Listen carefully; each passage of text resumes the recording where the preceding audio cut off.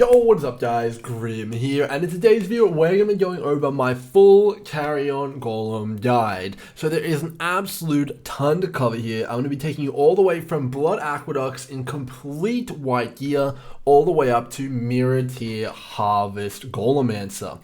So of course, that's going to be quite a wild ride. Strap in, you guys are going to have all the details and going to be Golem Masters by the end of this video. So in the background here, you do have a bit of footage of me slaying Shaper. This is at about mid-tier investment, halfway through the progression of the build, so you can absolutely expect to be starting to roll content fairly early on with this build, even after all the nerfs. All of the path of buildings that you're going to see in this video factor in the nerfs, so you don't have to worry about that. So let's get started. Golemancer, what is it and why would you want to play it? So Golemancer and Summoners in general are one of the most powerful boss killing and progression builds in PoE. The reason that they're so powerful is because the minion AI in Path of Exile is extremely good when it's marked as aggressive. We'll get into that in a little bit later.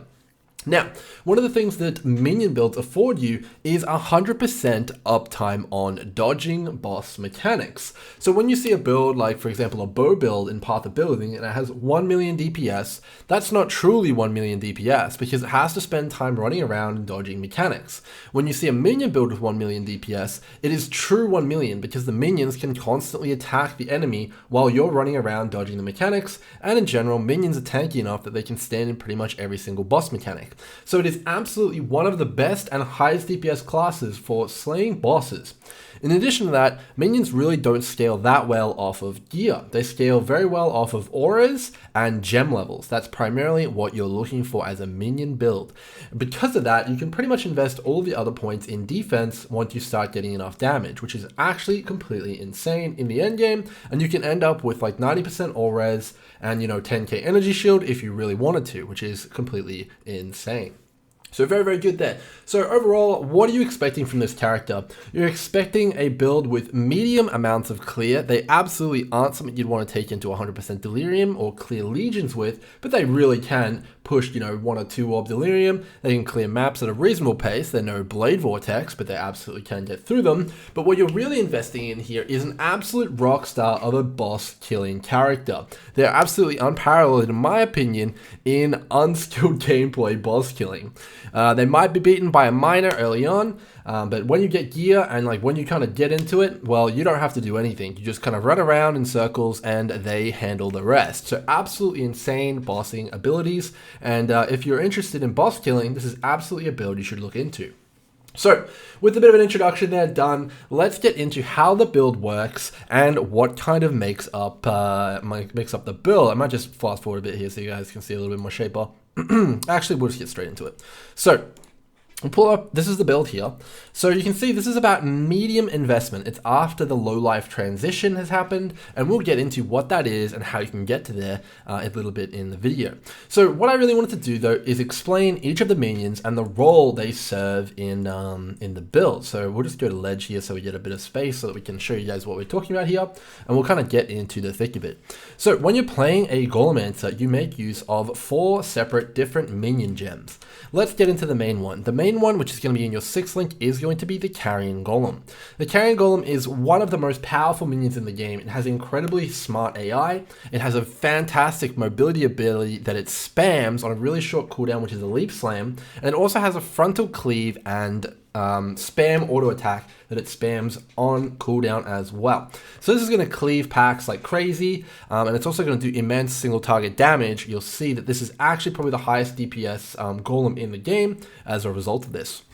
In addition to that, Carrion Golem actually gains more damage based on how many other minion types are around it. And that's why you see Carrion Golem players kind of amass a big ball of minions, because more minions around you scale up the Carrion Golem's damage even more. Now this does cap out at 50% more damage, but that's an immense amount more damage. Very, very powerful indeed. And because of that, you want to have a little bit of a small unit with you. So we're also rocking zombies. So zombies really aren't very powerful in this build at all.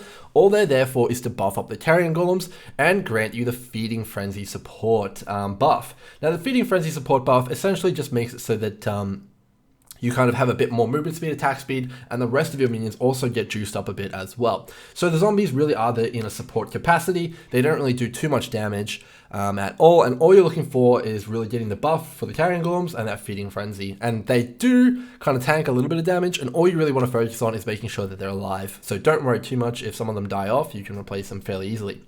Next up, let's talk about Skitterbots. So Skitterbots is another support minion that you run here.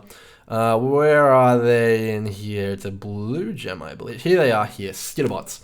So Skitterbots are a support gem. They actually can't deal or take damage by themselves, but all they're there for is shocking and chilling the enemy. So chilling the enemy is going to make it so that they deal a little bit less damage to you. They're not going to get you as fast. They're not going to kill your minions as fast. But shocking makes the enemy take increased damage. It's a more multiplier, or a pseudo more multiplier, which is incredibly powerful, and it's going to scale up your Carrion Golem damage even more. The only thing you need to have Skitterbots is to reserve a little bit of your mana or health, and it's definitely something that you definitely want to be doing and looking into very early on in the build, and you'll see that by the PoBs and the skill trees. So pretty interesting there. The final minions that we run are the Spectres. So it might be a little bit hard to see here, but basically this big dude over here and the two monkeys, those are our support Spectres. So the support Spectres actually offer an immense amount of damage and utility. These have been nerfed a little bit, but don't worry, we'll get into the nerfs and what they offer now. So the two different monkeys give power and frenzy charges respectively. So very, very powerful. They give them to you and your whole entire unit. So all of your minions are going to have 3 power and frenzy charges pretty much 100% of the time. So very, very good indeed. And the big golem guy puts down a big kind of snow maelstrom, which when you stand in it gives you 15% spell and attack dodge. Now this also applies to your minions, so it's going to make you and the boys a lot tankier, and you're definitely not going to get hit by every single attack that comes your way, so it's definitely a very good defensive buff. So really, really cool. One critical piece of information to remember about Spectres, though, is that they have a mana pool. So those monkeys, when they use the ability that gives frenzy charges to everybody, that costs mana for them. Now, the Spectres don't have much mana, and they don't really have any mana regen either. So what you want to do whenever you're using Spectres and support Spectres in general, you want to equip Blood Magic to them, because that'll allow them to spam their abilities on cooldown. So make sure that you always have Blood Magic equipped to your Spectres. This is absolutely a critical piece of information, and if you don't have that equipped, you're going to be missing almost half your damage from the charges that the apes give. So very, very important piece of critical detail there. Now, when you're in the mid game and the kind of like the early game, you're going to be running auras. This is a substantial amount of scaling for all your minions and probably makes up about 90% of your damage. If you turn them all off, you'd probably do basically no damage. So it is absolutely mandatory that you're running auras, and you need to make sure that they're all on and in the right place to make sure that you're getting the maximum amount of juice out of your build. So there's many different stages to this build, and we're kind of going to go over it now. Because of the nature of the skill gems in this build, it's actually kind of a bit of a puzzle, fitting them all in, putting them in the right location so they reserve life or mana, or, you know, they're on generosity, or all sorts of things. It's actually quite a headache. Now, I provided 4 different paths of buildings here. So one with no gear, one with budget gear, one with the low life transition, and one with maximum gear. So you guys can kind of see what the transitions should be and where the gem links should be as well. Now, it's kind of difficult to explain where all of the gems should go and why, but the pace spins will be your best friend. Let's take a look at the first pace spin, which is going to take you from where you basically finish the story, so you're in Blood Aqueducts, up to, like, you know, tier 1 to 5 maps with no uniques. Let's take a look at that first one here, and we'll just open it up in path of building. So I'm going to import from pace spin, import this one. Here we go. So this is the very first kind of build path you want to be. So when you're level 68, you're ready to do some maps, you've got all your skill points, and you've got 3 ascendancy points. So you've done the normal, cruel, and merciless lab.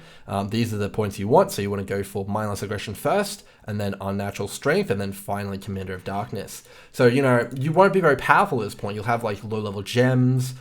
You won't have the most gear. Actually, in fact, on this path of building, I made it so I have no gear, and that's one of the things you can see here is I have no resistances or life. All you need when you're looking for gear early is the correct colors and gem sockets for your minions and auras. And on the gear, you can maybe like get a bit of resistances to get capped. That's critical for maps, and maybe a little bit of life as well, and that's going to do you really well. As you can see here, already the golems do 103,000 damage without any DPS gear at all, so you don't really need to worry about getting any damage on gear. Just go full defenses and resists so that you can get into maps and start clearing them pretty effectively, so pretty good there. Now we do have some 1 mod minimum roll ghastly eye jewels here that you can put into your tree. Now these are probably about 10 alterations to roll each, so you don't have to worry too much about obtaining these. You can probably snipe them off the trade website for about an alchemy each as well. So definitely not too bad there. In terms of life flask and mana flask and all that stuff like that, you want to run 1 life, 1 mana. You want to go with a basalt, a granite, and a quicksilver flask. And you probably want to maintain these flasks pretty much throughout the remainder of the guide. But of course, as a summoner, you don't actually care about your flasks at all. They don't really offer anything to you apart from defense. So you can pretty much pick whatever flasks you want. Although I would recommend having the quicksilver flask because it's going to increase your movement speed a lot and your clear speed and getting out of boss mechanics a lot more. So pretty good in my opinion. Now at this point, we have 2 carrion golems because we take this node here. We have a total of 6 zombies, which we'll take a quick look at here. So the zombies do about 5,000 DPS, so definitely, sorry, 40,000 DPS, so definitely a decent amount. And then you also have some skeletons this early on as well, and you have I think about 8 or 9 of them. So this do about 50k DPS as well as also having the what is it called? Infernal Legion on them, which does big AoE damage and helps you with your clear. So the playstyle early will essentially be that you have your minions up, they're dealing damage, and your minions like the zombies and the carrion golems will really carry your single target damage, and summoning skeletons with the Infernal Legion support is going to be a lot of your AoE clear. And you're going to kind of use this setup to kind of get through tier 1 to 5 maps until you can get your hands on some clay shapers. And the clay shapers will allow you to kind of respec from the skeletons into a heavier golem based build, because then you'll go from 2 golems to 4 golems, which is double the amount of golems. So you'll go to having like a lot of damage, which is really good indeed. But until you get to that point, or until it stops feeling good, use the summon skeletons, and it's going to be really good for you. Very cool indeed. Now, this is the kind of the skill tree I would recommend. It goes to level 68, and then after that, you can start pathing to additional aura nodes, like the ones here, and the ones up here, and you can start getting even more auras on. Now, let's take a quick look at the skill gem setup here. So you've got your main kind of like the zombies and your skeletons and carrion golems. They're all in 4 links here. These are the optimal links for blood aqueducts, so make sure you copy these ones. You want to have feeding frenzy on both the zombies and the carrion golems because that makes them aggressive. When your minions aren't aggressive, they will not automatically attack enemies. They kind of have a bit of a stupid AI, so you want to go for the feeding frenzy to make them intelligent and make them go after monsters immediately. Now, it does tank the shit out of your damage, but don't worry, it's worth it. You need the aggressiveness. Now, later on, we'll find an item called the Primordial Might, which will make it aggressive automatically, and it means we can put another damage link in there instead. So, fantastic. Very good. Let's talk a little bit about utility spells and auras. So when you're early on, you can get a ton of extra damage by using Desecrate and Flesh Offering. Essentially, you use Desecrate and then you blow up the corpses that you summoned with Flesh Offering, and it gives your minions an absolute ton of attack speed. Now, this isn't a ton of damage, but it's a ton of attack speed, so you should maintain this buff on yourself at all times, because this is going to increase your clear speed substantially, because the minions will be attacking faster. Much better. In addition to that, your other utility spell here is Convocation. This heals your minions for a tiny little bit, but the main function of Convocation is to teleport minions onto you. Later on, the playstyle is essentially that you run through maps with Shield Charge and Flame Dash, constantly spamming Convocation to make your minions jump on you and blow up the pack from inside. That's kind of the late game playstyle, and I'm going to show you that right now. So let's do a quick, like a little bit of a map, and I'll show you guys the Convocation kind of playstyle with a medium to high investment kind of build of Carrion Golems. So let's just put in the Spider Layer map. Let's outfit all good. Yeah, it looks fine. And I'll show you guys kind of like what it looks like to run a map. Most of the time, your golems are going to do all the work. Sometimes you need to wait a second for them to really finish up a pack, but most of the time, they're just going to explode the entire pack all by themselves. So that pack's down. They do also teleport to you if you get too far ahead of them, which is super duper good as well. So sometimes you can run into a pack. Yep, they're dead there. You kind of keep running, and they're dead there. Yep, no problem. Big blue pack, they're dead. Yep. So you kind of just have to give them a little bit of a second to catch up. You can use Convocation to get them in there. It's pretty good indeed. So definitely a very strong ability. You want to be using Convocation pretty much on cooldown. Very good indeed. Let's move on. So at the start, you do use Ray Spectres. Again, you're only going to have 2 Spectres at the start until you level that gem up to a higher kind of gem level. They will survive at the start, or they should should. And the thing you need to remember is to put blood magic on them. So blood magic is going to be a critical gem here, so that they can constantly cast frenzy and power charges. So the first two specters you want to get are the two chieftains. They're very, very good indeed. Next up, let's talk about the early on auras that you want to be running. So the main auras that you're going to be doing are actually Dread Banner, Precision, and Pride. So you're a physical-based summoner. All of your minions do physical-based damage, and as a result of that, you want to be scaling physical damage on your auras. The primary stat you're looking for on your auras is actually of Dread Banner. It's chance to inflict Impale. Impale is an absolutely ridiculous mechanic that really scales up minions to a ridiculous margin. Actually, any physical build to a ridiculous margin. So this gives you free Impale chance when you equip it. It's actually fantastic. All you need to do is reserve a little bit of your mana, which isn't a problem. So you're going to get a massive amount of physical damage from using Dread Banner. And you can also use Generosity on Dread Banner, which gives them even more Impale chance. So it's actually kind of like really insane. So very, very good there. You don't need to worry about planting the banner or anything like that. Just have it on. It's an aura. It gives your guys the big juice. Make sure you hang around your minions though, because otherwise they won't get the effect of Dread Banner. Next up, we have Precision. This gives your minions accuracy, so they have a higher chance to hit, and also gives them critical strike. That's pretty good as well. In addition to that, Pride.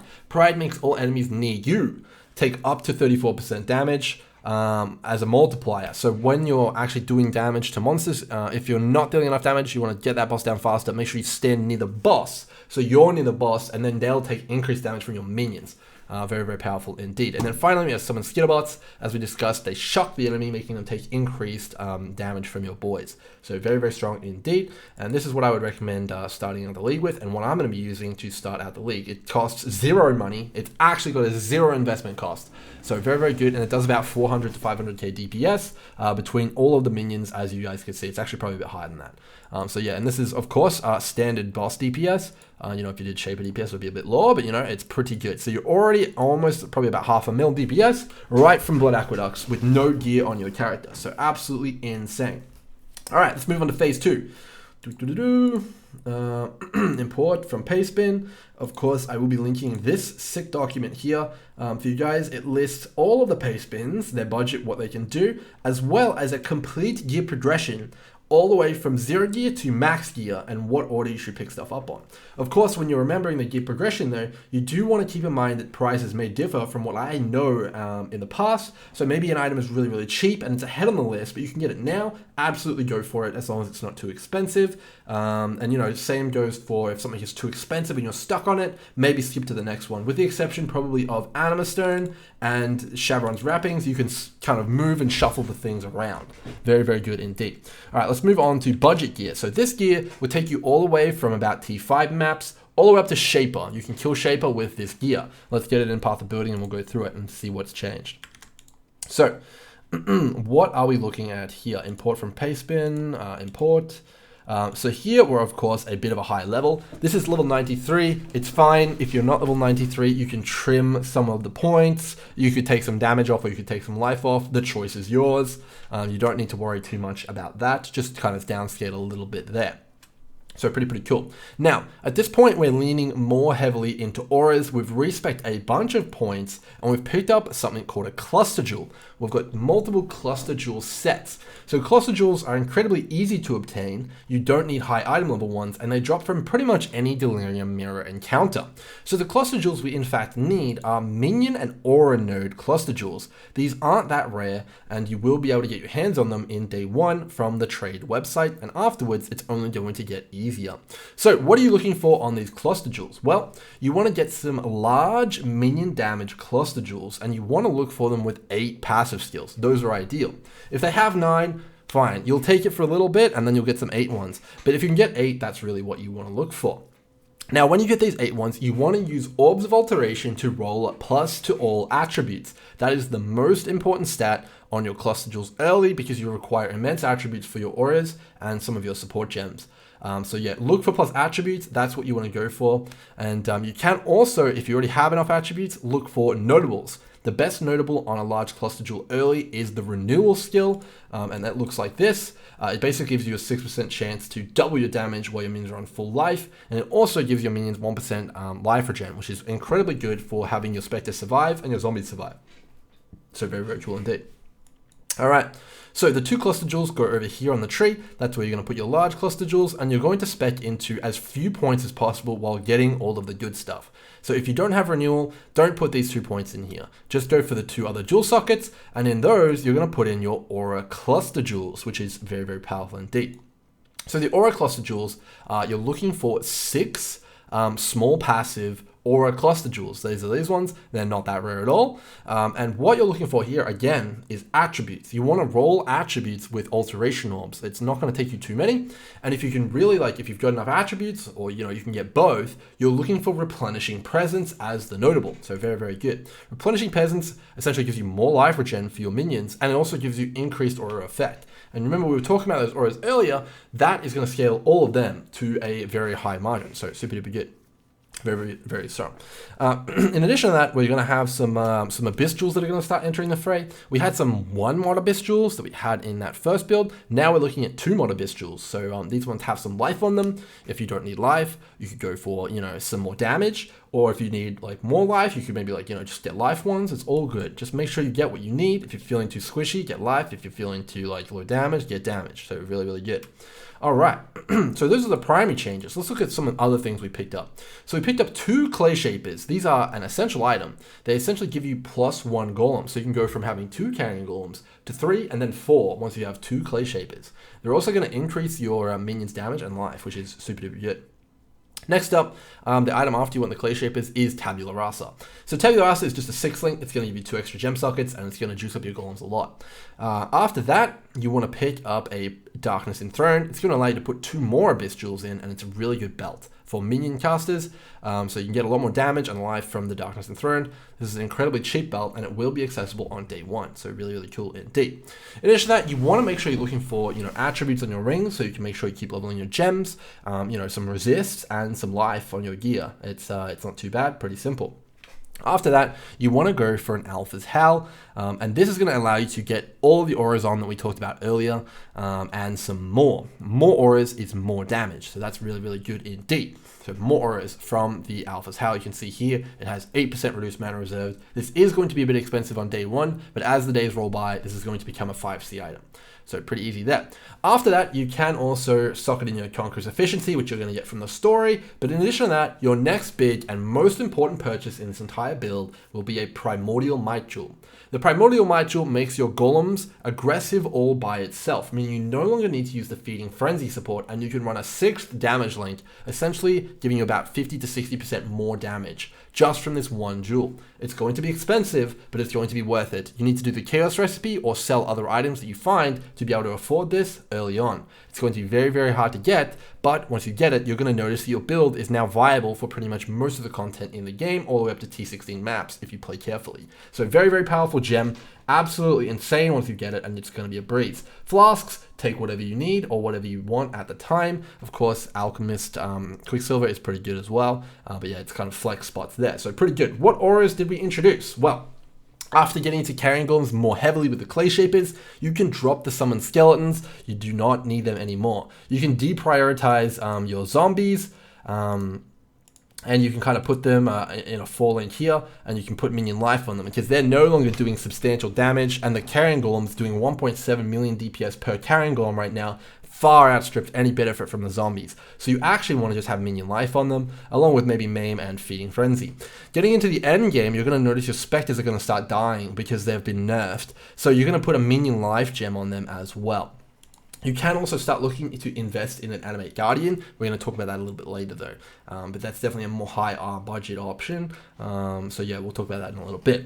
In terms of your Ascendancy, you will now be Uber Ascended after you get here, and you're going to be taking Bone Armor.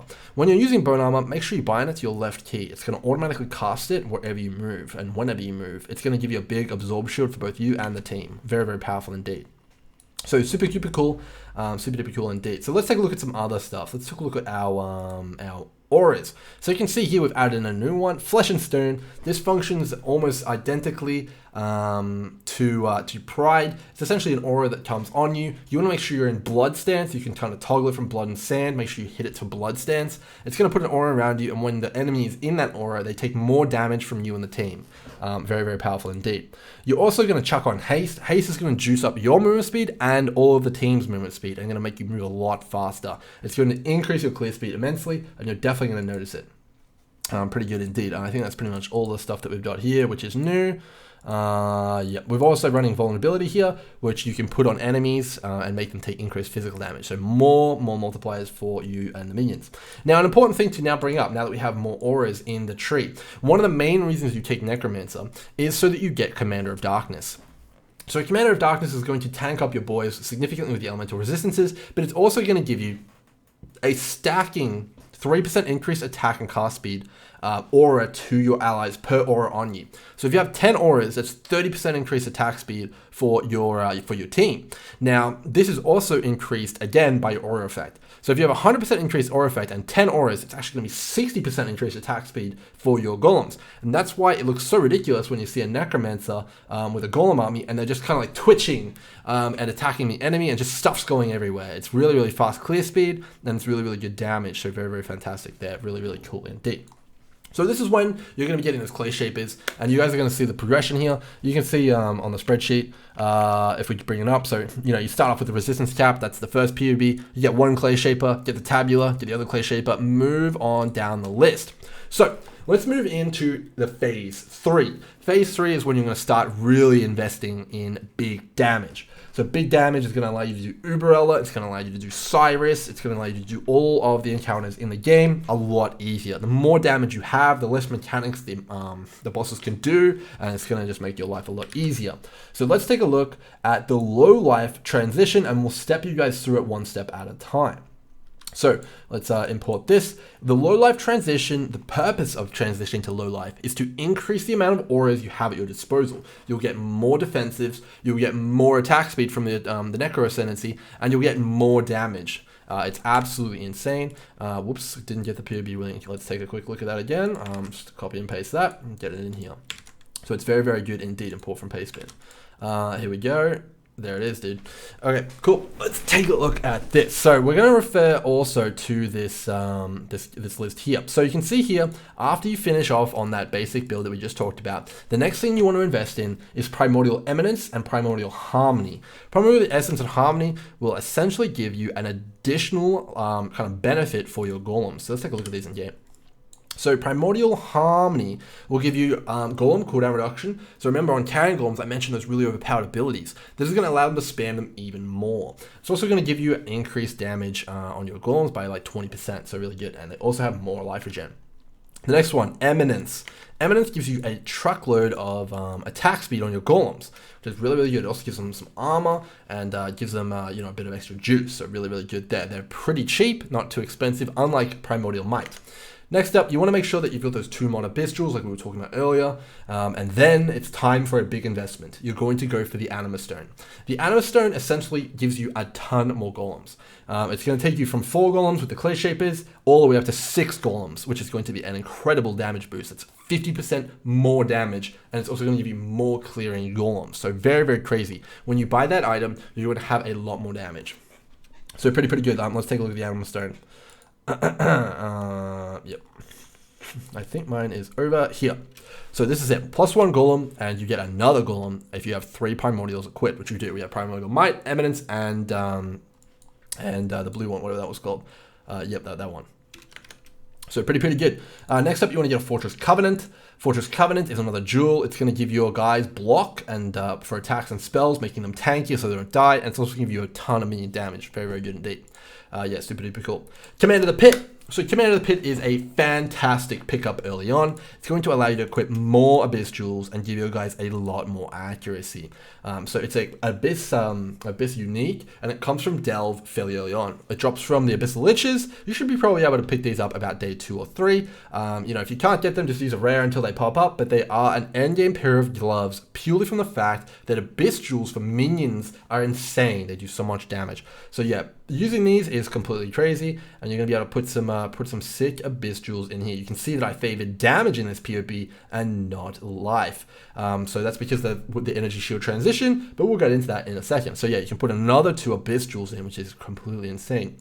Next up, you probably want to look into getting some quality gems. So 2020 gems at this point is probably pretty good damage upgrade for you. You know, you can flip them yourself and level them again, or you know, you can kind of buy them off PoE trade. Yeah, 2020 gems. You don't need to do the auras, but you know, stuff like the minions, all that kind of stuff like that is going to do pretty good for you. Next up, Hungry Loop. So this is a really cool unique ring. It essentially allows you another 5 link. So you can make 5 link zombies with this. Now, you're not going to have 5 link zombies immediately because of its effect. Essentially, the Hungry Loop allows you to put a support gem inside of it, and when it hits level 20, it'll actually be consumed and become an effect on the ring. And that effect will read supported by whatever gem you put in there. So what you can do is essentially make a 3 link or up to a 5 link Ray zombie. And what you want to do this is because then you can reserve more auras. One of the massive limiting factors of Carrion Golem builds and auramancers in general is the amount of aura sockets and gem sockets they have available to them. They're incredibly gem starved. So you want to be using the Hungry Loop and getting it going fairly early. Get your zombie in there. These are the only mandatory links, but you'd also like to see minion life in here as well. That would definitely make them survive a lot more. So pretty good in my opinion. Definitely get it going. All right, moving on to the next step. What do we got here? We got clusters. So you want to upgrade your cluster jewels to 2 mod cluster jewels. You want to try and get some of these here. So we've got Vicious Bite and Renewal. You can use Harvest Crafting to get these. You can buy them off other players. It's not too bad. If you roll Vicious Bite, you can pretty much always roll Renewal with Harvest. That'll be a separate video though, so watch out for that. You also want to get First Among Equals and Replenishing Presence. This is significantly easier to get with alterations and augments and regals than it is to get these 2 ones. So focus on this first and then go for the large cluster jewels if you can. Buying them is also an option if you have the money.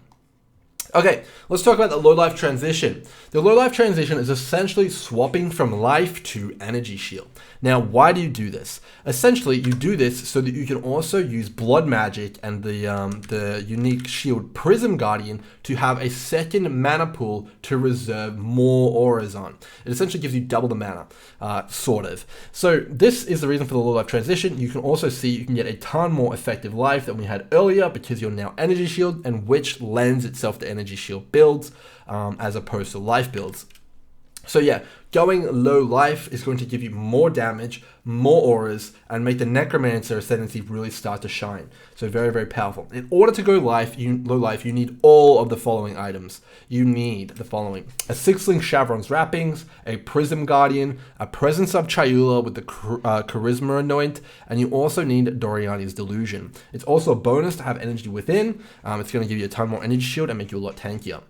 So after that, you're essentially going to have energy shield instead of life, and you're going to be able to copy the path of building you're seeing in the back here. It's called the low life transition path of building, and you're going to be able to set up all the auras that I'm using here as well. So you can see here that I have like just a ton of auras start entering the fray. You know, you have 4 there, 1 here, another 3 here, you know, we've got another 1 there, you know, they're just all over the place, another 1 there. And one of the additional benefits of going low life is that not only you have a ton of energy shield, you also stun immune from Presence of Chayula, but you also have overcapped resistances from running Purities. So overcapped resistances are actually incredibly powerful. I'm not going to go into too much detail, but you essentially take almost half the amount of damage from elemental attacks and elemental damage as someone without overcapped resistances. So incredibly powerful. You're going to be much tankier on both Elder and Uber Elder, as well as Shaper and anything else in between. So very good. You're going to want to go low life as soon as you have the currency for it. This is a very expensive jump, but it's going to take your build to the absolute next level, and it's going to be able to basically annihilate anything in the game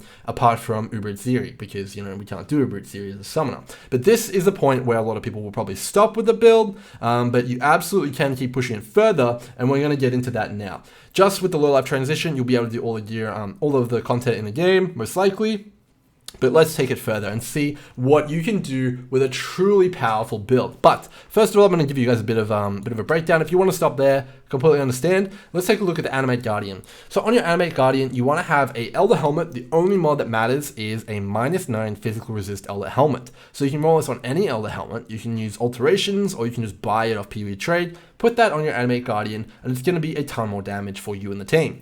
Next up, you want to put Kingmaker on your guide. It gives you Cull, it gives you Fortify, it gives you Multi, and it's going to make your guys deal an absolute truckload more damage. It's going to make you tankier. It's going to give your guys the ability to execute the enemy, which is incredibly powerful. Next up, to make sure he lives, put Driscoll's Pelt on him, and Southbound. Try and get a vulnerability on hit corruption on them if you can. That's going to be allowing you to drop a gem socket on your gear and get more auras. Very, very good. Finally, Victario's Flight is a pair of boots that gives everyone around your Animate Guardian increased movement speed. Next up, as we mentioned, we've got the Spectres here and where to get them. That's pretty self-explanatory. Very, very cool indeed. Now, let's push the build to the absolute limit. Let's go and we'll pump it up and we'll kind of finish this path of building off here and go to the absolute end game. So after you get your low life transition, you want to be looking into a 21 Carrion Golem duel. This is going to give you a lot more damage, and you also want to be picking up Awakened Brutality and Melee Physical. The reason for this is these specific Awakened gems have very powerful effects on them for physical based builds. So if you take a look at Brutality, it gains a new effect which allows you to overpower enemies, reducing their physical damage reduction by 10%. It's essentially 10% more damage. On Awakened Melee Physical damage, our minions now have a chance to intimidate enemies for 10%. 10% chance to intimidate, which makes them take 10% more damage as well. Again, more and more damage multipliers stacking up here. So these are very, very good purchases, and you're going to make a lot of damage out of that. Very, very good. Next up, you want to get a Watcher's Eye. It's called a Clarity Watcher's Eye. I can't show you until a bit later, but essentially it converts a percentage of your mana to Energy Shield, and that's going to get multiplied by increased Energy Shield. You're going to be a lot tankier. A lot tankier than we see in this path of building, where I only have 4.5k Energy Shield. Sorry. 5k energy shield almost. You're going to go way up to like 7k energy shield with that Watcher's Eye. Definitely won't be cheap, but it'll be worth it and make you a lot tankier. Next up, harvest clusters. These will be perfect. So let's swap over to the min-maxed build now. This is the maximum gear build. We're going to start going through the items for that, and you guys are going to be blown away at the damage that it shows in this path of building. So let's import this one. Import from Pastebin. Import. All right, so you can see here that we have 13.5 million DPS per Carrion Golem. So we have 5 of them. So each Carrion Golem is doing 13.5 million DPS. We also have 8k energy shield on this maxed out build. So let's go into it. Perfect cluster jewels. What is a perfect cluster jewel? Well, on your large cluster jewels, these will need to be harvest crafted. On the first one, you want all attributes. You can roll out with alterations, and you also want to roll with alterations 35% increased small node effect. It's going to be a lot more minion damage, will be really good. Then you want to use Harvest Crafts to get Renewal and Vicious Bite on them. That'll be a different video though. For your medium clusters, you want to look for attributes if you can get it, and then you want to look for both of the first among equals and small and replenishing presence, but you should already have them from the last step, but now you really want to get attributes on them if possible. That is quite difficult, and you cannot harvest craft it, so that is going to be a real challenge, but if you can get it, very, very powerful indeed. If not, all good. Even in the maximum build, you don't require any additional points on your aura clusters necessarily, so very, very cool there. All right, next step. Over here, we're going to pick up a Leech Notable on our other large cluster. So instead of the 35% increase, we're taking Feasting Fiends, which again can be harvest crafted. And this is going to give you Leech on your minions, which is going to make them survive a lot better and also give you some more damage. Very, very cool. Next up, what's up next up on the list? We've got Woke Multi-Strike. Awaken Multi-Strike is pretty powerful. It's very, very strong. You're going to get a lot of damage from it, but you can see that it actually does cost an incredible amount when you actually take a look at the price tag. Compared to normal Multi-Strike, you can see that it adds about 1 million DPS. So very, very powerful indeed, but it is going to be at a high price tag. You should also, before this, fill in all of your other Awakened skill gem slots, like Awakened Minion damage and stuff like that. It's definitely going to be well worth your time, indeed. Very, very good indeed. All right, moving on. All right, this is where we start to get into the incredibly overpowered territory. So you can enchant with Harvest all of your cluster jewels and some of your normal jewels with 10% chance to avoid being stunned. Now, if you get 10 of these, you can become immune to stun, and that'll allow you to drop Presence of Chayula. The only reason you want Presence of Chayula is to become stun immune, and this will allow you to craft an insane Harvest Amulet, which gives you +2 to all of your Carrion Golems, and also gives you Aspect of the Spider, as well as a ton more Energy Shield and Mana Reservation. Absolutely insane. When you make this amulet, I'm going to put a guide out for it, don't you worry about it. You'll be able to check it on my channel. You're going to go to new heights. It's going to be incredibly overpowered. Next up, what's next on the list? Abyss Jewels. Take them with the 4 mod. You want to get energy shield and 3 damage mods. You can take a look at the PoE for that. You want to become corrupting blood immune, and you also want to craft an energy shield crusader ring. You can check it out in the PoE, but it's an insane ring, very, very powerful. Next up, you want to start getting some corruptions. The reason you get these corruptions is so you can fit even more auras on them. So when you corrupt your Prison Guardian, you're looking for it to grant you discipline by default, because then that gives you another jewel socket. You want to also get haste on your boots, and then to reserve those more auras, you're going to need reduced mana reservation at corrupted gems. You only need 3 of them. I recommend getting it on your bad primordials, so Harmony, Might, and Fortress Covenant. Get it on those. It should be pretty cheap. Harvest Helmet. You're going to craft a Harvest Helmet. This thing's going to have an Abyss socket in it. And it's going to have like reduced mana reserve on it. It's going to be insane. It's going to give you a ton of energy shield and a lot of defense. Very, very powerful indeed. So it's going to juice up your Dread banner significantly. Next up, you can corrupt your Shavs for +1. Again, insane damage. You're going to be getting a ton of damage at this point. It's going to be ridiculous. And lastly, you can get a 3 mod Watcher's Eye. So let me go over a Clarity Watcher's Eye here. Take a quick look here. A Clarity Watcher's Eye essentially gives you that maximum mana as energy shield, but the Purity Watcher's Eyes essentially mitigate physical damage and turn it into an elemental, which you're already incredibly good at mitigating. So very, very cool indeed. Yep, pretty cool. So super duper awesome. This is actually the wrong PoE. Lol. Let's bring up the. Oh, this is the wrong PoE, I think. Yeah. But yeah, all good, guys. All good. So super duper powerful. You know, we'll take you through kind of a bit of a recap here. So check out the PoBs if you want to get the inside info here. And this is the gear progression exactly. Shuffle it around if you need. This is the Animate Guardian when you get to it. Spectres you can start getting from the story mode. Pretty good. And if you need to level up, make sure you use Tide Killer's speed running Necromancer build and kind of consult his video. It's gonna be super duper good for you guys. Hope you guys have enjoyed the video. All the PoBs are there. Let me know what you guys think in the description, and I'll see you guys in the new league. Hope you guys have enjoyed. I'll see you guys in the next one. Cheers.